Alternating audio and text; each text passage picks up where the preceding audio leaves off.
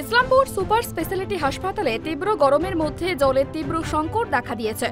এই সংকটের জেরে চরম দুর্ভোগ পোহাচ্ছেন রোগী ও তাদের পরিজনরা।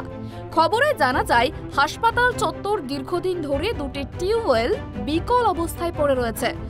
অভিযোগ, হাসপাতাল কর্তৃপক্ষ দীর্ঘদিন ধরে এই টিউবওয়েল মেরামতের কোনো ব্যবস্থা না নেওয়ায় এই জলের কালা মুখ দেখা দিয়েছে।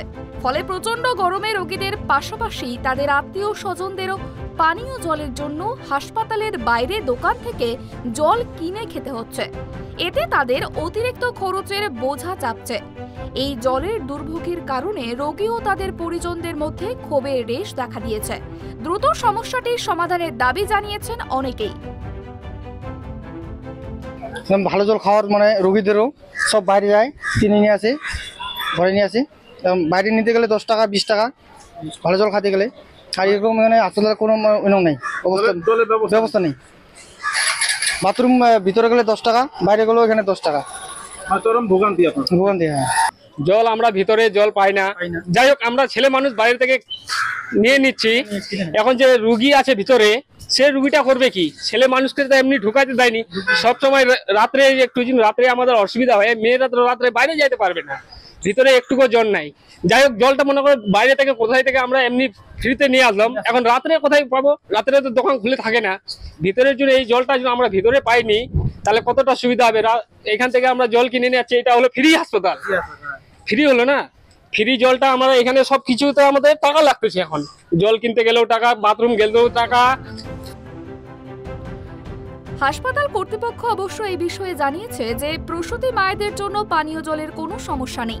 তবে তারা স্বীকার করেছেন যে হাসপাতালের বাইরের টিউবওয়েলগুলি খারাপ হয়ে গিয়েছে। দ্রুতই সেগুলি মেরামত করা হবে বলেই আশ্বাস দিয়েছেন হাসপাতাল কর্তৃপক্ষ। আমি এখনই এসিস্ট্যান্ট সুপারের সঙ্গে কথা বললাম, উনি বলছেন যে পাইপলাইনের একটু প্রবলেম ছিল, ওটা আমি ঠিক হয়ে গেছে। কিন্তু প্রিমিসিসের বাইরে দুটো টিউবওয়েল আছে, একটা দেখলাম মার্ক 2 টিউবওয়েল আছে, একটা নর্মাল টিউবওয়েল আছে। তো মার্ক 2 টিউবওয়েলটা তো রিপেয়ারিং করানো, সারানো করানো টাফ আছে। তো আরেকটা যে পাশে টিউবওয়েল আছে, সেটাকে আমি আমাদের টিউবওয়েলে যারা ঠিক করে তাদেরকে দিয়ে ঠিক করা দিচ্ছি। তবে এই ঘটনাকে কেন্দ্র করে সুর চড়াতে ছাড়েনি বিজেপিও। জেলার 2-3টে এরকম সুপার স্পেশালিটি হাসপাতাল আছে। কালিয়াগঞ্জ, ইসলামপুর, রায়গঞ্জ তো মেডিকেল কলেজ উন্নীত করেছে। বড় বড় বিল্ডিং হয়েছে কাটমানি খাওয়ার জন্য, ইনফ্রাস্ট্রাকচার নাই। বিল্ডিং করে দিয়েছে, সেইখানে যে রোগী পরিষেবা, সেই রোগী পরিষেবার দেওয়ার জন্য ন্যূনতম ইনফ্রাস্ট্রাকচার নাই। এই দাবদাহে কল বন্ধ, কলে জল নেই, যে কল খারাপ হয়ে আছে সেটা সারাই করছে না, ঠিক করছে না। সারাই হতো যদি কাটমানি দ্বারা ঠিকঠাক হতো। এখানেও সেই কাটমানি ইস্যু। যারা ওইখানকার দায়িত্ব রয়েছে, রোগী কল্যাণ পরিষদ বলুন আর যাই বলুন, তারা যদি কাটমানিটা ঠিকঠাক পেয়ে যায়, দেখবেন কল ঠিকঠাক হয়ে যাবে। এই গোটা ঘটনাটি সরকারি হাসপাতালেও প্রাথমিক সুযোগ সুবিধার অভাবের দিকে আলোকপাত করে। রোগীদের সুচিকিৎসার পাশাপাশি তাদের মৌলিক চাহিদা যেমন পানীয় জলের মতো বিষয়গুলি নিশ্চিত করাও হাসপাতাল কর্তৃপক্ষের দায়িত্ব।